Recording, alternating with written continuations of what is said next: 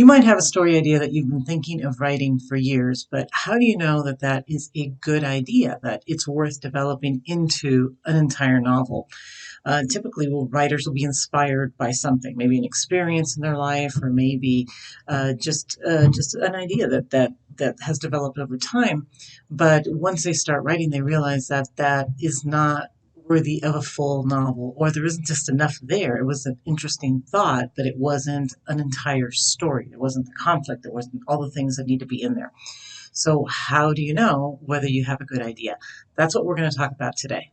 You have a story to tell, but you don't know where to start. Let me show you how to free your story.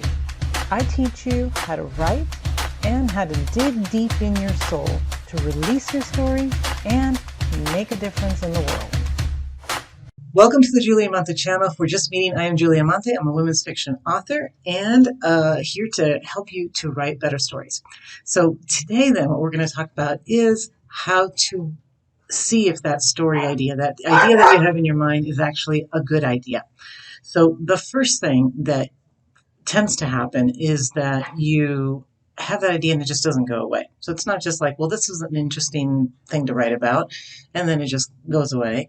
It's something that you constantly think about. So you start to think about an idea, then it's there again, and then the next time you sit down to write, actually more things come to you for that story, so that over time it just starts to grow on its own, and it gets to a point where you just have to write it down. You just have to write down all the stories, and the characters start to develop and the scenes start to develop. And so it's something that just kind of sticks in your mind. So then you know that, okay, this is a story. It wasn't just a fleeting, interesting thought, or you didn't just see something on TV and think, oh, wow, that's a cool story. I could probably write something like that, but much better. It's something that just starts to slowly develop over time, and it doesn't go away. That means that it's probably something that you need to write.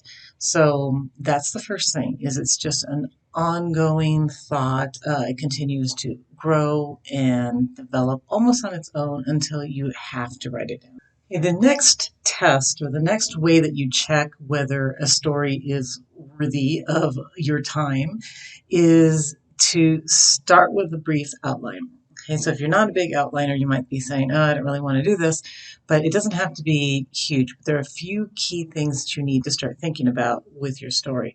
And if it doesn't, if it doesn't hit these key points, then it's probably not going to, it might be a cool idea, but it might not develop into an interesting story. You might not have enough there to interest a reader. So the first thing that you want to think about is the characters. Who are they and what do they want? So if you don't have characters, you have maybe a cool scene, or you have just scenery or locale that you really like, and you think, well, this would be a great place to have a novel, or to write a story, but there aren't any characters in there yet. You need to think of characters. So you need to have an idea of who the characters are, and then you have to want something. They have to need to do something. Otherwise, there is no story, right? So without the characters, we're not going to have a story.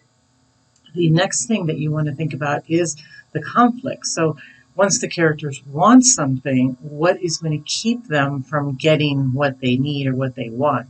There has to be some kind of conflict in the story. There's internal and then there's external conflict, right? So the character might have some kind of internal conflict that's keeping them from achieving what it is that they want. So let's say that they want to, I don't know, start a business. They might have a fear of not doing well, or not knowing how to start, or whatever, or there might be maybe somebody else that's keeping them from doing that. So they want to buy a building and they can't. So that's going to be your external conflict. So you might want to think of both, but there should be at least an external conflict at the beginning where you think, okay, what they want this, but this is keeping them from getting it.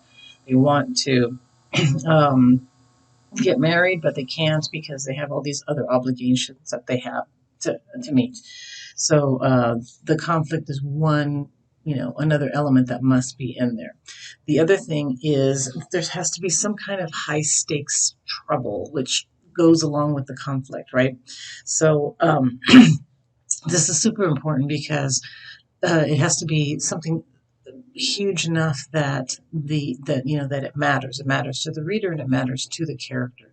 So the high stakes are things like it's sort of life and death in a way. Okay, so if the character does not achieve this goal that they set for themselves, that what they want, what is going to happen to alter their life completely?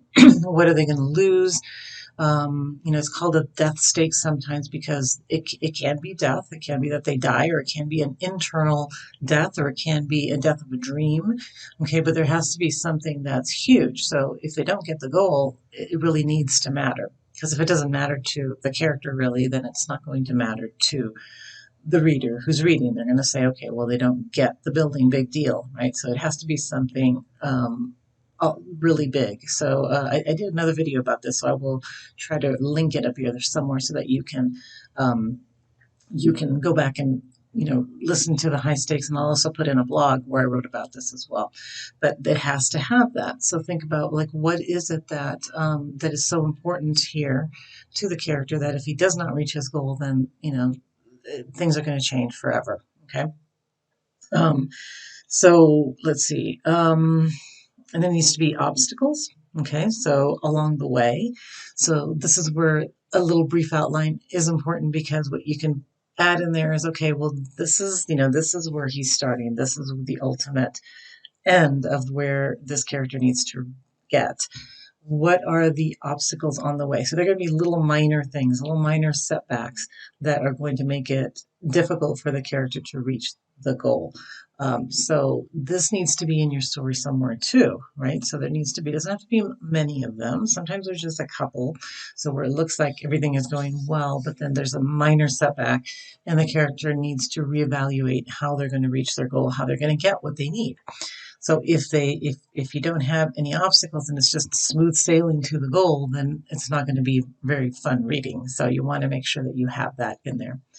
Um, and then the last thing that you want to think about is there going to be some kind of transformation? Is there an opportunity for the character to transform and to change and to grow?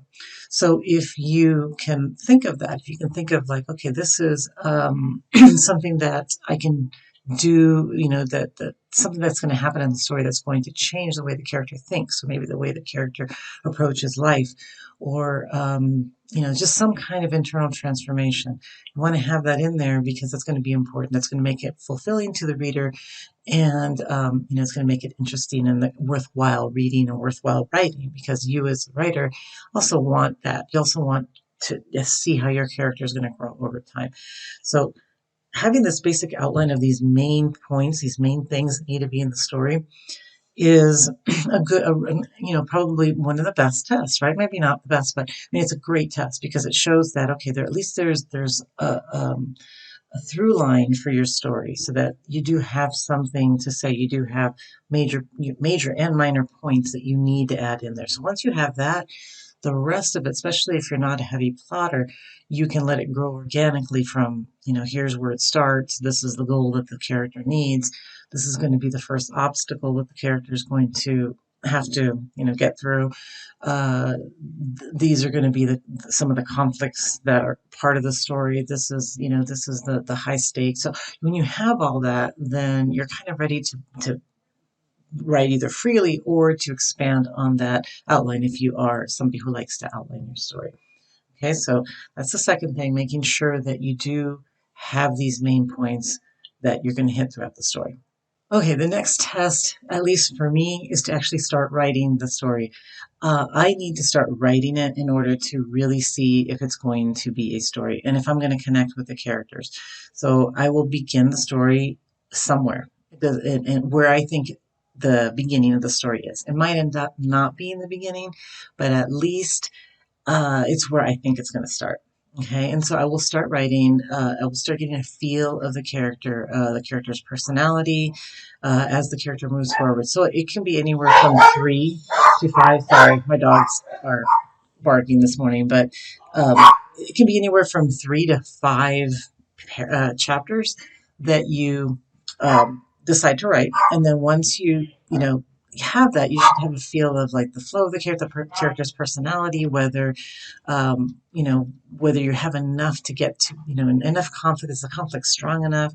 So when I first write my outline, sometimes I think this is going to be a great conflict. But once I start writing, I'm thinking, well, it seems a little silly. Maybe it's not a strong enough conflict, or maybe I need to add something else to make it a better conflict.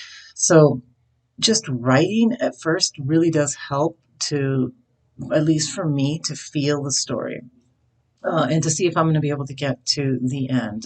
Most of the time I am. Most of the time I know enough by the time I've thought about it. So that very first point, just really thinking and letting that sitting with the story is, again, very important to me because as soon as I get an idea, I don't just start writing the story. I sit with it and think about it. And so, until I really have that really need to, okay, this is really going to work. So by the time I get to the part where I'm actually writing the few chapters, usually it is going to work. So I've thought about it enough. I've written the brief outline, and I know that this can make a good story. It's just how am I going to get there, right? So, but I do have to actually start writing something. So that's the third thing. Okay, so those are the three, to me, the three most important tests. Is it something that's compelling enough that you can't stop thinking about it, that you've thought about for years, weeks, months, whatever, right? That you sit down and you have the key points that are necessary for a story. And then the third thing is that as you start writing, there is a flow, there is a sort of that magic that's happening between you and your text that you feel like, I really want, I can't, I have to go to work and I can't wait to come home and start writing again because this is really flowing well. The character, it's going the way I want it to go. I really like the character's personality. I really like the villain or whoever. So once those three things are met, I think it makes, you can be fairly sure that this is going to be at least an interesting story that people are going to like. Okay, so one thing to remember is that not all ideas need to be a full length novel. So if you're a novelist, then of course you want that. But sometimes you might come up with an idea. So I've had situations where I just was inspired by something. It could be anything. It could be a locale that I went to and thought, oh wow, this would be great, right? To write something about this. And I think about it and I think, well, okay, what story would I write? What would be who would be the characters? What would be the conflict? And it just ends up being, it was a great inspiring place, but it wasn't something that I could set a story in. So I file that away. So one of the things that you do is if you find that it doesn't really meet the three things to make a good story, one of the things you want to do is just file that away. Don't get rid of it forever. An example of that for me was the River Rock Church for that was then.